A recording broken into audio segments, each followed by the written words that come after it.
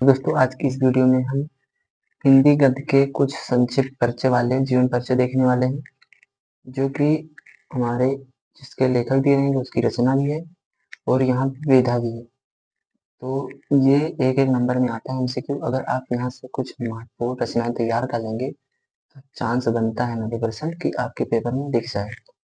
तो ज़्यादा देरी नहीं करेंगे और कुछ हाईलाइट दिया करे हुए हैं तो उसको बताएंगे, जो कि कुछ ट्रिक के साथ बताएंगे, कुछ याद भी कराएंगे इसी वीडियो के अंदर। तो आप नए हैं तो चैनल को सब्सक्राइब कर लेना।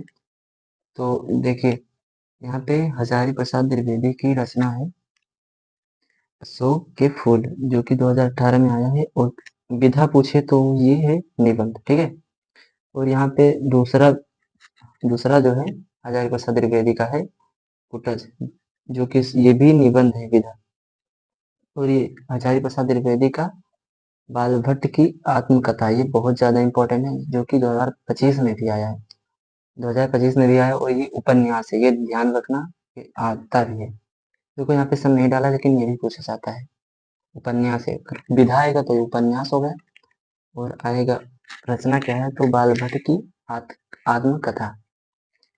और महादेवी वर्मा के भी कुछ महत्वपूर्ण रचनाएं हैं जो कि हाईलाइट है, वो बहुत ज्यादा इंपॉर्टेंट है। देखो महादेवी वर्मा अतीत के चलचित्र, जो कि बार बार पूछा गया है, वो 2025 में पूछा गया है, जो कि 7 सेट बनता है तो हो सकता है आपके सेट में भी आ जाए। तो यहाँ से 2-3 नंबर कंफर्म हो जाएंगे 5 मिनट के अंदर। मैथिली शरण गुप्त का रचना है प्रतिशोध, जो कि 2022 में पूछा गया है। इसका विधा है नाटक। और रामवृक्ष गणितपुर का रचना है जंगीरें और दीवारें, जो कि विधा है संस्मरण। और गेहूं गुलाब भी इनकी रचना है। और पैरों में पंख बांधकर। अब ये कैसे याद होगा, आप इसे रटेंगे या फिर ज्यादा रटेंगे तो नहीं याद होगा।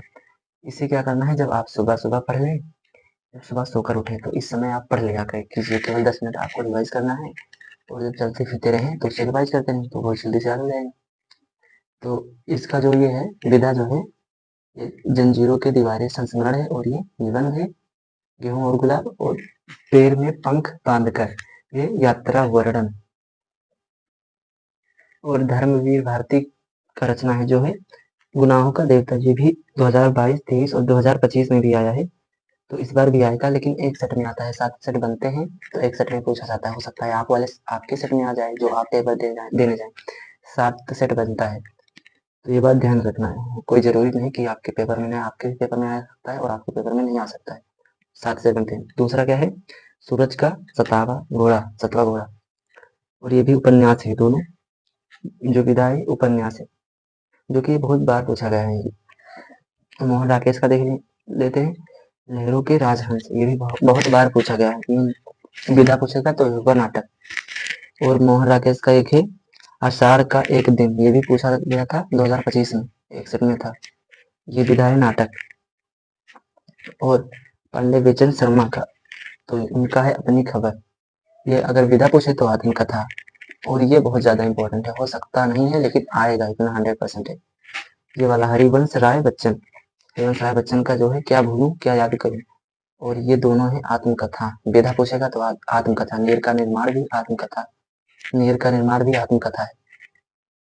और पूछे आत्मकथा किसकी रचना है तो ये भी हरिवंश राय बच्चन का होगा। और आत्मकथा एक विधा भी है। ध्यान रहे कि जितना हरिवंश राय बच्चन का है सारा आत्मकथा है। और सच्चिदानंद हीरानंद वात्स्यन आगे, ये पूरा नाम है और आगे करके आए तो शेखर भी हो सकता है और एक जीवनी भी हो सकता है। ये रचना है 2025 में आया है और इस बार भी आएगा, ठीक है। तो ये है उपन्यास, विधा पूछेगा। और सच्चिदानंद हीरानंद वात्स्यन का बहुत सारा रचना है लेकिन ये बहुत ज्यादा इंपॉर्टेंट है। एक जीवनी, एक जीवनी पूछेगा किसकी रचना है तो आगे लिखा होगा, आगे तो उन्हीं का ये है। और सच्चिदानंद हीरानंद का ये नदी के दीप, ये भी है लेकिन ये कविता है। क्या है विधा, कविता है। और ये पहला पेपर हमारा 23 फरवरी को होने वाला है, सॉरी 18 फरवरी को होने वाला है। तो इसलिए हम पहले हिंदी का वीडियो ला रहे हैं और उसके बाद में मैथ का लाएंगे, क्लास 10th का मैथ। तो बहुत शॉर्ट तरीके में फार्मूला को रिवीजन करवाऊंगा, लर्न करवाऊंगा। तो यहाँ पे है फणीश्वर नाथ रेणु का मेला आंचल किसकी रचना है, फणीश्वर नाथ रेणु। और ये उपन्यास है, विधा उपन्यास होगा। और राहुल संकृत्यान का मेरे यूरोप यात्रा है, जो रचना है मेरे यूरोप यात्रा है, और ये यात्रा वृत्त विधा है। ठीक है, देखो ये वाला क्वेश्चन आया है, जो ये तो राम वृक्ष बेनीपुरी का है।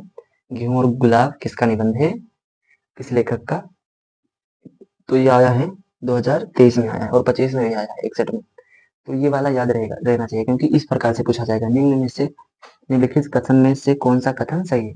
पूरा क्वेश्चन पढ़ना है, आपको एक बात ध्यान रखना चाहिए, पूरा क्वेश्चन पढ़ें और सारा एमसीक्यू देख लें, उसके बाद करेक्ट करें। क्या होता है, कभी कभी लास्ट में लिखा रहता है नहीं, या फिर लिखा रहता है ऑप्शन में लिखा रहता है ये व बी, हिंदी में लिखा रहता है का व खा। तो ये पूरा ऑप्शन पढ़ेंगे तो आपका नंबर नहीं कटेगा, नहीं तो कटने का चांस रहता है, आप जानते हैं फिर भी गलत हो जाता है। तो इसलिए पूरा ध्यान से पढ़ें, पहली बात।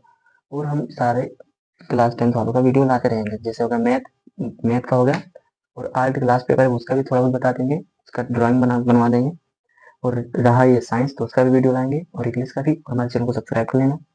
मिलते हैं दूसरे वाले वीडियो में। Thank you, take care.